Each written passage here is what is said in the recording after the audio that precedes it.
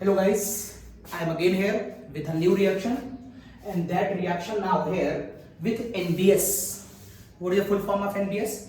N-bromosuccinamide.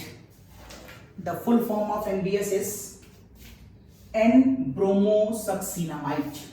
ये क्या है, ये क्या एप्लीकेशन है, कैसे क्वेश्चन बनते हैं, कैसे एकेडमिक और कॉम्पिटिशन में पूछा जाता है, सब बताता हूँ। इस रिएक्शन में मेनली ऐसे कंपाउंडों के साथ इसकी रिएक्शन दिखाई जाती है। एग्जाम में क्वेश्चन ये आएगा कि what will happen when propene react with NBS in presence of sunlight, what will happen, आपको आंसर देना है। तो पहले हम ये जान ले कि एनबीएस का मतलब क्या होता है। तो पहले मैं एनबीएस के बारे में बताता हूं। एनबीएस का फुल फॉर्म है N-bromosuccinamide। आवश्यकता तो नहीं है लेकिन मन करता है जानने का कि N-bromosuccinamide आया कहां से।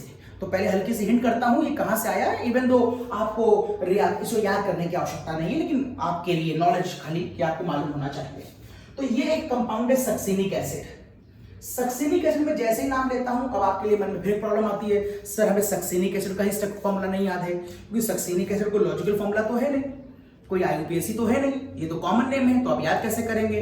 तो मैं सक्सिनिक के बारे में पहले बताता हूं, मतलब बताना था ये तो मैं आया सक्सिनिक पर। सक्सिनिक के बारे में बताता हूं तो पहले मैं यहां पर आया। एक पोयम लिखी है मैंने आपके सक्सिनिक को याद करने के लिए। Oh my son is going to Allahabad. इस पोयम को मैंने लिखा है ताकि आपको सक्सिनिक याद हो जाए, और फिर केवल सक्सिनिक ही क्यों याद हो जाए, उसके आसपास के कुछ नाम और याद हो जाए। आपको ऑक्जेलिक भी याद हो जाए, आपको मेलोनिक भी याद हो जाए, आपको सक्सिनिक भी याद हो जाए, आपको ग्लूटारिक भी याद हो जाए, और आपको एडिपिक एसिड भी याद हो जाए। और ये सारे बड़े इंपॉर्टेंट हैं, इवन दो इनको याद करने की कोई ट्रिक किसी किताब में दी नहीं है। ये मेरी अपनी बनाई हुई खुद की ट्रिक है, ये किसी किताब में आपको नहीं मिलेगी। अब आपको याद कराना था मेरे जो सक्सिनिक में देखिए ये वाले कार्बन है, यहां पर कुल मिला के 4 कार्बन का कंपाउंड है और उसमें 2 बार एसिड लगा हुआ है, इसे कहते हैं सक्सिनिक। एक्चुअल में 2 बार एसिड आपने एक साथ पहली बार किस कंपाउंड में देखा था, उसे आपने पहली बार देखा था ऑक्जेलिक एसिड में। 2 कार्बन के एसिड आपने एक बार ऑक्जेलिक में देखे थे। अगर 2 कार्बन को हम ऑक्जेलिक कहते हैं तो एक कार्बन को अगर बढ़ा देते हैं तो उसका कॉमन नेम होता है मेलोनिक, 2 एसिड और 3 कार्बन। अगर हम एक और बढ़ाते हैं तो 2 कार्बोक्सिलिक और कुल मिला के 4 कार्बन, ये हो जाएगा सक्सिनिक। 2 कार्बोक्सिलिक और कुल मिला के 5 कार्बन, ये होता है ग्लूटारिक। और 2 कार्बोक्सिलिक और कुल मिलाकर के 6 कार्बन, इसका नाम है एडिपिक। तो याद करने की ट्रिक मैंने बना दी। ऑक्जेलिक से मैंने ले लिया है ओ ऑक्जेलिक से लिया है, एम माई मेलोनिक से लिया है, सन सक्सिनिक से लिया है, इज हेल्पिंग वर्ब है इसे छोड़ो, जी ग्लूटारिक से लिया है, टू प्रपोजिशन है इसे छोड़ो, और इलाहाबाद कहो, अमेरिका कहो, अमीनाबाद कहो, तुम्हारी जो इच्छा हो कहो। ए का मतलब एडिपिक से मैंने कहा है। Oh my son is going to Allahabad, इस लाइन से पहले तो मैंने कई एसिड के आपको नाम याद करा दिए। अब मेरे पास है सक्सिनिक एसिड। अब मुझे बताना है सक्सिनिक एसिड से मैं वहां तक कैसे गया। अगर आप सक्सिनिक एसिड को गर्म कर दें तो आपको अच्छी तरह मालूम है किन्हीं भी 2 एसिड को गर्म करने से वहां से वाटर का मॉलिक्यूल निकल जाता है और बने हुए कंपाउंड को एनहाइड्राइड कहते हैं। यदि मैं ऐसा करूंगा तो यहां से ये वाटर का मॉलिक्यूल निकल जाएगा और ये बन जाएगा एनहाइड्राइड, नाम हो जाएगा सक्सिनिक एनहाइड्राइड।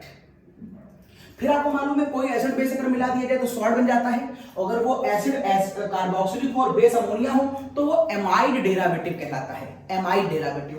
तो एसिड पर अमोनिया लगाओगे तो यहां से ये वाटर का मॉलिक्यूल निकल जाएगा और ये CO अभी भी है और बस NH और आ जाएगा। इस कंपाउंड का नाम होता है soda amide, succinic amide, succinic acid, succinic anhydride, succinamide. और इस सक्सिनामाइड का जो ये H देख रहे हो ये एक्टिव H होता है। अगर इसको रिप्लेस कर दिया जाए, अब इसे कैसे रिप्लेस किया है इसका डिस्कशन यहां पर नहीं कर रहे हैं, गैब्रियल थैलामाइड कभी हम पढ़ाएंगे आपको तो वहां बताएंगे कैसे रिप्लेस करते हैं। तो यहां से H अगर रिप्लेस कर दिया जाए तो यहां पर अगर Br आ जाए तो इस कंपाउंड का नाम होता है N पर ब्रोमो, और बेसिकली खुद क्या है ये सक्सिनामाइड है। तो इस तरीके से बनता है N-bromosuccinamide। आप सीख गए कि NBS कैसे केमिस्ट्री में आया। अब यहां पर एक नोट आपके लिए बड़ा खास, NBS किताबों में कहीं लिखा नहीं, सारी बात है। ये NBS जो होता है it always has a traces of Br2, क्योंकि जब हम इससे ये कंपाउंड बनाते हैं तो एक्चुअल में हम इसकी रिएक्शन Br2 से कराते हैं। तो कुछ Br2 तो रिएक्शन करके कंपाउंड बनाता है, लेकिन कुछ Br2 इसके साथ बचा रह जाता है। मतलब N ब्रोमोसक्सेनामाइड तुम्हें जब भी मिलेगा तो ट्रेसेस ऑफ Br2, कुछ उसमें Br2 के पार्टिकल पड़े रहेंगे हमेशा। अब अगर आप इसकी रिएक्शन NBS से कराते हैं, इसका मतलब है आप इसकी रिएक्शन N ब्रोमोसक्सेनामाइड से कराने जा रहे हैं। इट इज N ब्रोमोसक्सेनामाइड जिसके पास कुछ ट्रेसेस ऑफ Br2 भी होंगे। तो यहां पर ये ट्रेसेस ऑफ Br2 क्या करते हैं, इस बात पर गौर करिए। पहला खेल इन्हीं Br2 के साथ है। अब मैं बताता हूं आपको मैकेनिज्म। इसका पहला स्टेप क्या होता है, सबसे पहले ये वाला Br2 इस सनलाइट की प्रेजेंस में आपको अच्छी तरह मालूम है होमोलिटिक फिजन करेगा, और अगर इसने यहां होमोलिटिक फिजन किया तो यहां पर बन जाएंगे Br के फ्री रेडिकल्स। अब आपके मन में एक बात आएगी कि सर ये Br के फ्री रेडिकल्स यहां पर अटैक कर सकते हैं, क्योंकि आपने इसे एंटी मार्कोनिकॉव रूल में पढ़ा है कि एंटी मार्कोनी में पाई बॉन्ड टूट जाती है, रेडिकल बनते हैं, और आपके मन में आ रहा होगा कि वो Br2 यहां पर अटैक करेगा। मुझे यहीं पर तो अटैक नहीं कराना है, मुझे इस वाले एरिया को इस क्वेश्चन में प्रोटेक्ट करना होता है। This is the application of NBS। अगर मुझे यहीं पर अटैक कराना होता तो मुझे NBS की आवश्यकता ही नहीं थी। अगर आप NBS ना लेते, केवल Br2 ले लेते, ओनली Br2 सनलाइट, और उस समय Br2 आप किस में लेते, एक्सेस में, तो ये रिएक्शन वहां पर भी होती और बहुत सारे रेडिकल्स बनते, और वो बहुत सारे रेडिकल में से कुछ यहां पर अटैक करते और कुछ यहां पर अटैक करते। तब आपको आंसर क्या मिलता, तब आपको आंसर मिलता ये, और शायद ये आंसर आपके लिए आसान आंसर होता। ये तो आपको समझ में आ रहा होगा कि अगर मैं इसके ऊपर Br2 लगाऊं एक्सेस में सनलाइट तो ये घटना होगी, बहुत सारे Br बनेंगे, यहां की पाई बॉन्ड भी इधर उधर टूट जाएगी, वहां भी रेडिकल बनेंगे, और फिर ये आंसर आएगा। ये तो सामान्य बात है, लेकिन अच्छा इसे कब बनाया जा रहा है, जब मैं यहां अटैक नहीं, मैं यहां अटैक करना चाहता हूं, और आंसर मैं कुछ ऐसा लाना चाहता हूं, मैं कुछ इस तरीके का आंसर लाना चाहता हूं। Yes, it is my wish, it is my application to form this compound. अगर मेरी किसी इंडस्ट्री में इस कंपाउंड को बनाने की आवश्यकता पड़ रही है तो हम इसे कैसे बनाएं, इस बात को मैं NBS से समझाता हूं। तो पहले समझ जाइए, अगर आप Br2 एक्सेस में लेंगे तो आंसर ये आएगा, अगर आप Br2 बहुत स्मॉल अमाउंट में लेंगे, Br2 in a very small amount, तो आंसर ये आएगा। Br2 एक्सेस में तो इधर आएगा, Br2 स्मॉल में है तो इधर आएगा। अब Br2 स्मॉल में हम कैसे लेते हैं, वो हम लेते हैं N ब्रोमोसक्सेनामाइड से, क्योंकि यहां पर बाय डिफॉल्ट Br2 के ट्रेसेस पड़े होते हैं, मतलब Br2 यहां पर पहले से ही बहुत थोड़ा होता है। अब ये थोड़ा कैसे वर्क करता है, अब मैं आपको इसकी डिटेल मैकेनिज्म खोलता हूं, और ये हटा रहा हूं, स्क्रीनशॉट ले लिया होगा आपने, ये हटा रहा हूं, जितनी बात हो गई मेरी आपसे, ये हट गया सारा।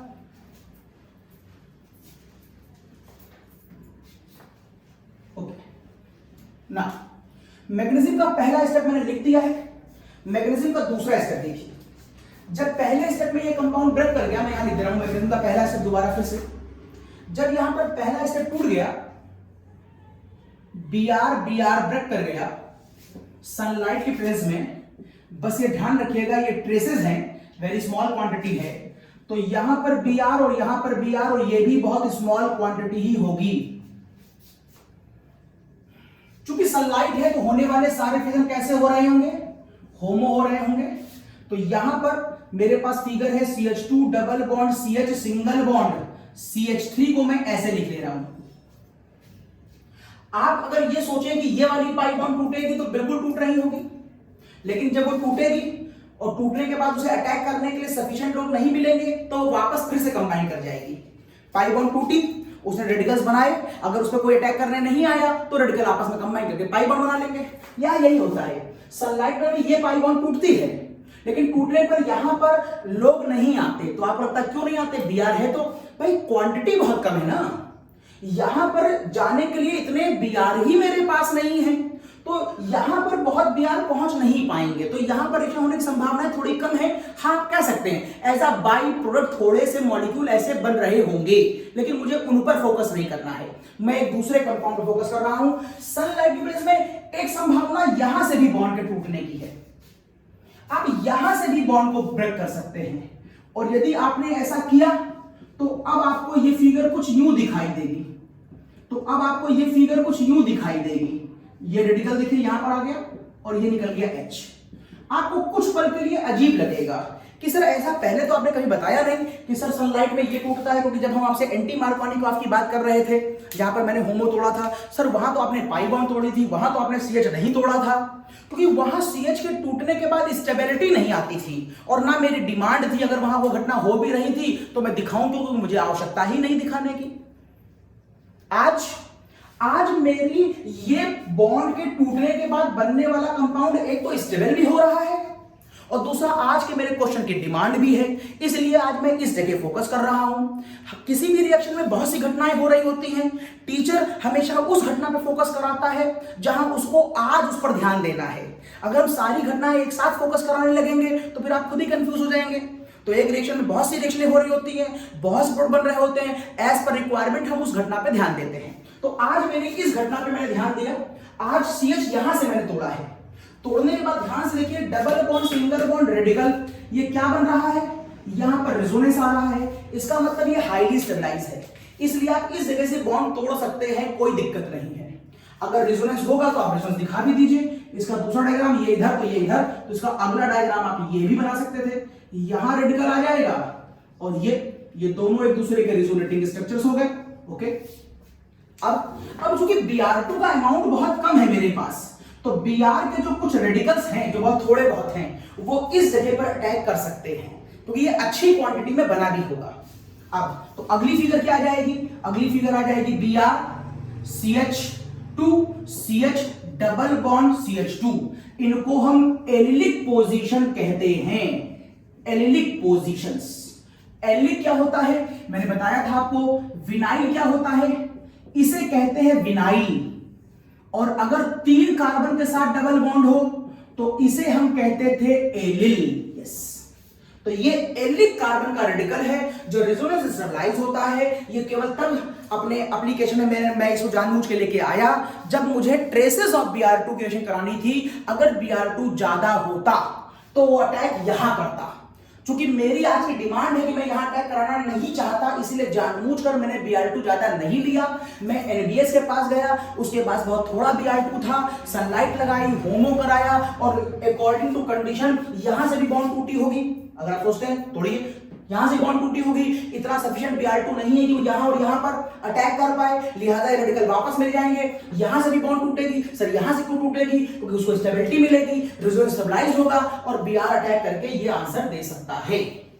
एंड देन व्हाट, सर इसका क्या हुआ, इसका भी कुछ ना कुछ तो होगा ही, ये बचे हुए दूसरे Br से कंबाइन कर लेगा। अगर ये बचे हुए दूसरे Br से कंबाइन कर ले तो ये क्या बना लेगा, ये देखिए HBr बना लेगा। सो व्हाट सर, ये HBr बना के क्या करेगा, कुछ तो करेगा। ये हटा रहा हूं मैं, एक लाइन हटा रहा हूं ऊपर की, क्या करेगा देखिए, ये HBr थोड़ी देर पहले जो आपने सक्सीनामाइड लिया था, दैट इज N-ब्रोमोसक्सीनामाइड, उसके साथ जो Br2 के ट्रेसेस थे अभी तक केवल वो काम कर रहे थे, अभी तक N-ब्रोमोसक्सीनामाइड ने काम नहीं किया था। अभी तक तो सक्सेनामाइड के साथ जो छोटे छोटे पार्टिकल पड़े थे वो काम कर रहे थे।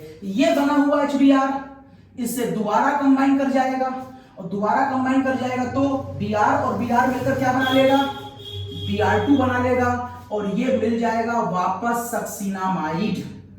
और इस घटना में आपको फिर Br2 मिलेगा और ये Br2 कितना होगा सर, बहुत थोड़ा होगा।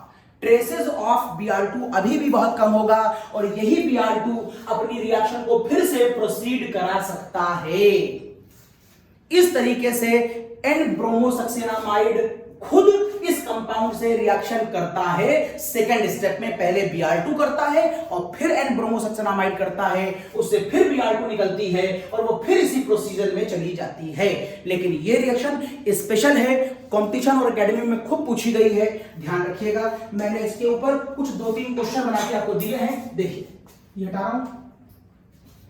अगर मैं आपसे कहूं कि बताइए, ये 3 क्वेश्चन लिखे बोर्ड पे दिख रहे होंगे आपको, बताइए अगर इनकी रिएक्शन NBS से कराई जाए तो क्या होगा? NBS पूरी केमिस्ट्री में केवल यहीं पर यूज हुआ है, बहुत फ्रूटफुल्ली, ये हटा दे रहा हूं, बहुत फ्रूटफुल्ली। अब इसका आंसर जानने से पहले, इन क्वेश्चनों करने से पहले जरा एलिलिक के बारे में एक बात और जान लीजिए। ये होता है एलिलिक, अभी बताया मैंने आपको।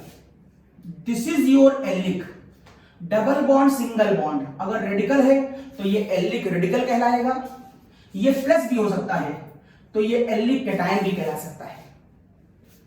फिलहाल ये एलिलिक तीन तरह के होते हैं, चाहे वो प्लस की फॉर्म में हो और चाहे वो रेडिकल की फॉर्म में हो, कुछ भी हो, ये तीन तरीके के होते हैं। हो सकता है ये, चलिए मैं कंफ्यूज नहीं कर रहा हूं अभी आपको, अभी मेरा फोकस इसी पर हो रहा है, इवन वो भी हो सकता है।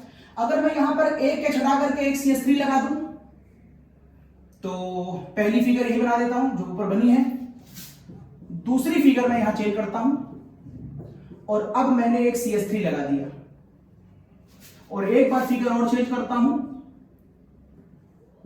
और अब मैंने यहां पर ये लगा दिया। ये देखिए, ये देखिए, ये इस तरीके से अगर आप देखिए, इस एलिलिक पोजीशन पर मेरे पास जो एलिलिक है, कार्बन की वैलेंसी को ध्यान देते हुए, ये यहां पर ये फिगर, ये 1 डिग्री एलिलिक है, ये 2 डिग्री एलिलिक है और ये देखिए 3 डिग्री एलिलिक है। डिग्री कैसे? डबल बॉन्ड के साथ जो अगला कार्बन है वहां पर केवल एक ही कार्बन है तो आप उसे 1 डिग्री एलिलिक कहेंगे। डबल बॉन्ड के पास जो कार्बन रेडिकल है वहां से अगर दो तरफ कार्बन निकले हैं तो आप उसे 2 डिग्री एलिलिक कहेंगे, और डबल बॉन्ड के बाद जो कार्बन है अगर वहां से 3 कार्बन निकले हैं तो उसे आप 3 डिग्री कहेंगे। इन तीनों में किसकी स्टेबिलिटी ज्यादा है? ध्यान से देखो, रिजोनेंस तो सब में एक ही बार हो रहा है, शायद सब में रिजोनेंस एक बार हो रहा है, double bond single radical, double single radical, double single radical. लेकिन ध्यान से देखो, ये जो रेडिकल होता है ये sp2 हाइब्रिडाइज होता है, आपको मालूम होगा, निकाल के देख लीजिएगा। 1 सिग्मा, 2 सिग्मा, 3 सिग्मा।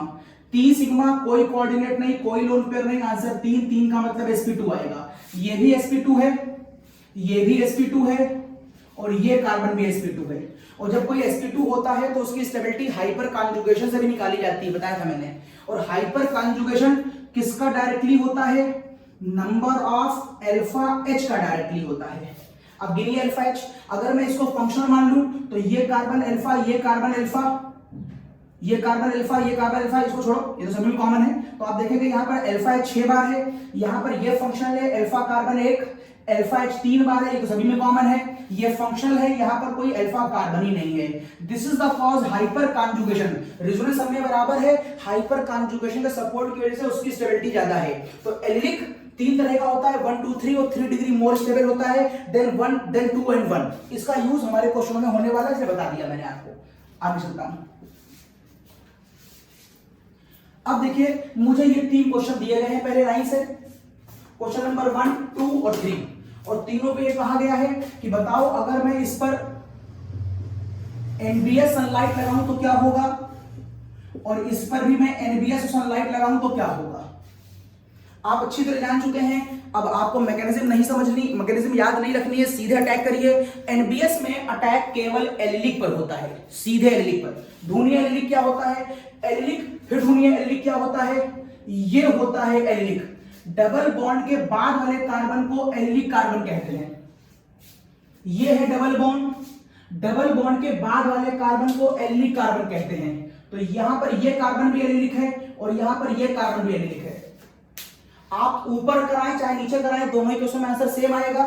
तो आप कहेंगे सर इस केस में जो आंसर आएगा वो ये देखिए, यहां पर बनेगा एलिलिक, यहां पर 2 H थे पहले, यहां पर 2 H थे, अब आप एक H निकाल दीजिए यहां से होमोल डिफ्यूजन से, तो सर यहां भी बना सकते हैं आप, और ये रेजोनेंस स्टेबलाइज होगा तो सर आप इसको यहां भी बना सकते हैं। देखिए, चाहे ऊपर बनाओ चाहे नीचे बनाओ, और जब सर ये Br इसके थ्रू रिएक्शन करेगा तो अटैक ऊपर करे चाहे नीचे करे सेम आंसर आएगा।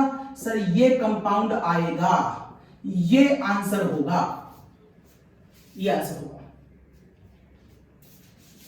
1, 2, 3, 4, 5, 6, ये साइक्लोहेक्सीन, 3 ब्रोमो, 3 ब्रोमो साइक्लोहेक्सीन बनेगा। यहां डबल बॉन्ड पे रिएक्शन नहीं होगी। नीचे वाले केस को देखिए, यहां पर ये बेंजीन है बीच में, 2 बार ऊपर नीचे CH3, तो इस वाले कार्बन डबल बॉन्ड के बिहाफ पर ये वाला जो कार्बन होगा, कार्बन डबल बॉन्ड कार्बन के बाद वाला जो होगा वो एलिलिक होगा, और यहाँ पर कार्बन डबल बॉन्ड कार्बन के बाद वाला होगा एलिलिक होगा। यहाँ पर ये भी एलिलिक है, ये भी एलिलिक है, तो मैं सीधे आंसर लिख दे रहा हूं, अंदर डबल बॉन्ड पे कोई छेड़छाड़ नहीं होगी, और ऊपर वाले कार्बन पर एक रेडिकल बनेगा जो Br से कंबाइन करेगा, और ऐसा ही नीचे भी होगा, क्योंकि यहां भी एक रेडिकल बनेगा दैट इज एलिलिक, और यहां भी बनेगा दैट इज एलिलिक, और जो बाद में Br2 से कंबाइन कर देगा। But the best question is this, जो मैंने नीचे लिखा हुआ है लास्ट वाला, ये क्वेश्चन बहुत अच्छा है। देखिए, अगर इस कंपाउंड की रिएक्शन कराई जाए तो पहले ढूंढिए इसमें कितने एलिलिक, मैं दोबारा क्वेश्चन को यहां लिख दे रहा हूं, ये क्वेश्चन कुछ इस तरीके से है। एक तो इसमें बेंजीन रिंग है, ऊपर से बगल में एक साइक्लोहेक्सेन भी लगा है, और नीचे एक 5 कार्बन का है, एक CH3 यहां लगा है, एक CH3 यहां लगा है, और पूछा गया है बताओ अगर मैं इस पर NBS लगा दूं तो क्या होगा। सीधे मैकेनिज्म एक बार समझने के बाद सीधे अटैक, सर NBS होगा तो अटैक एलिलिक पर होगा। सर एलिलिक अगर 1 डिग्री 2 डिग्री 3 डिग्री है तो फिर मेजॉरिटी और माइनॉरिटी देखी जाएगी, जो हाईली स्टेबल है वो मेजर प्रोडक्ट देगा, और जो लेस स्टेबल है वो माइनर प्रोडक्ट देगा। तो जरा चेक करो इसमें कितने कितने एलिलिक हैं। देखो, इस वाली डबल बॉन्ड के बिहाफ पर इसके बगल वाला कार्बन एलिलिक होगा, और इस वाले इसके बगल वाले कार्बन यहां पर ये एलिलिक होगा, और यहां से देखते हैं इसकी डिग्री, अगर ये इसके बाद और कार्बन से लगा है तो ये 2 डिग्री, अगर एक और से लगा है तो 3 डिग्री, और यहां देखिए ये किसी और कार्बन से नहीं लगा तो ये एलिलिक तो है लेकिन 1 डिग्री है।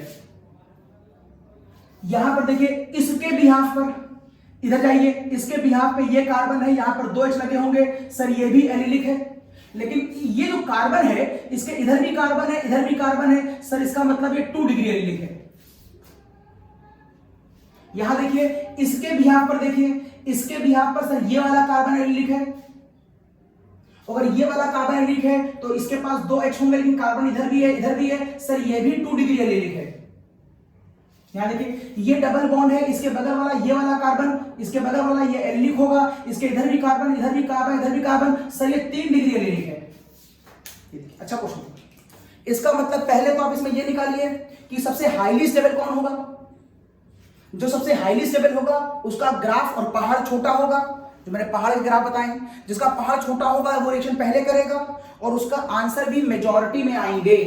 इसका मतलब है कि यहां पर एक आंसर, इसका मतलब है यहां पर एक आंसर ये आएगा, देखिएगा मेरे आंसर, इसका एक आंसर ये आएगा, दूसरा देखिए इसका एक आंसर ये आएगा, तीसरा देखिए इसका एक आंसर ये आएगा, इसका एक आंसर ये आएगा। इस तरीके से इसमें कई आंसर आ सकते हैं। आप बताना होगा कि कौन मेजर होगा, सबसे ज्यादा परसेंटेज में कौन अपना आंसर देगा। तो देखिए सबसे ज्यादा परसेंटेज में देने वाला आंसर ये 3 डिग्री है, यहां पर आके जब Br लगेगा, इवन यहां पर CH3 है और यहां पर CH3 लगा है, ये आपका मेजर कंपाउंड होगा, क्योंकि वो 3 डिग्री पर अटैक कर रहा है। उसके बाद एक कंपाउंड यहां से भी आ सकता है जिसको आप अलग कर सकते हैं जब यहां पर Br लगा हुआ हो, वो 2 डिग्री होगा। एक कंपाउंड वो भी आप सेपरेट कर सकते हैं जब यहां पर Br लगा हुआ हो, ये भी 2 डिग्री होगा। इवन तो इसका IUPAC इसका IUPAC नेम अलग अलग होगा, तो दोनों की प्रॉपर्टी अलग होंगी, इसलिए आप दोनों को अलग अलग कंडीशन में सेपरेट कर सकते हैं। और एक एलिलिक यहां पर भी आएगा, और मेरे ख्याल से ये वाला सबसे माइनर होगा, क्योंकि वो 1 डिग्री से बना है। इस तरीके से ये कंपाउंड 4 आंसर देगा, जिसमें एक मेजर होगा और एक माइनर होगा। अगर कोई एक आंसर आपसे पूछा जाएगा तो आप ये आंसर देंगे, मेजर माइनर पूछेगा तो ये और ये देंगे। तो ये अच्छा क्वेश्चन था।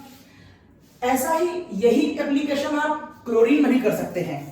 अगर आप एलिलिक पोजीशन पर क्लोरीन लगाना चाहें तो मेरे पास वहां पर N ब्रोमोसक्सीनामाइड का लॉजिक तो नहीं है, लेकिन आप एक काम करिए, वहां पर आप Cl2 के साथ अगर 700 डिग्री सेंटीग्रेड लगा दें तो कुछ ऐसी ही मैकेनिज्म वहां पर भी होती है, मतलब वहां पर भी एलिलिक का लॉजिक लगाया जा सकता है। इवन तो एग्जाम में आता NBS ही है, फिर भी क्लोरीन से भी करने का मन हो रहा है तो कर लीजिए। कंडीशन ध्यान रखिएगा, Cl2 और 700 डिग्री कहां एलिलिक है, ये देखिए डबल बॉन्ड, इसके इधर एलिलिक, इसके बगल वाला ये भी एलिलिक, लेकिन ये 1 डिग्री एलिलिक, ये 2 डिग्री एलिलिक, तो एक बार आंसर इधर आएगा वो माइनर होगा, और एक बार आंसर इधर आएगा वो मेजर होगा। तो मैं खाली मेजर का आंसर लिख दे रहा हूं, माइनर आप लिख लीजिएगा। तो फिलहाल कुछ इस तरह की फिगर आपको दिखाई देगी और यहां पर आएगा CL। ये बात हो गई मेरी एनबीएस की। फिर मिलते हैं अगली किसी नई हेडिंग के साथ, तब तक के लिए tata bye bye. After a short commercial break हम फिर मिलेंगे, बाय।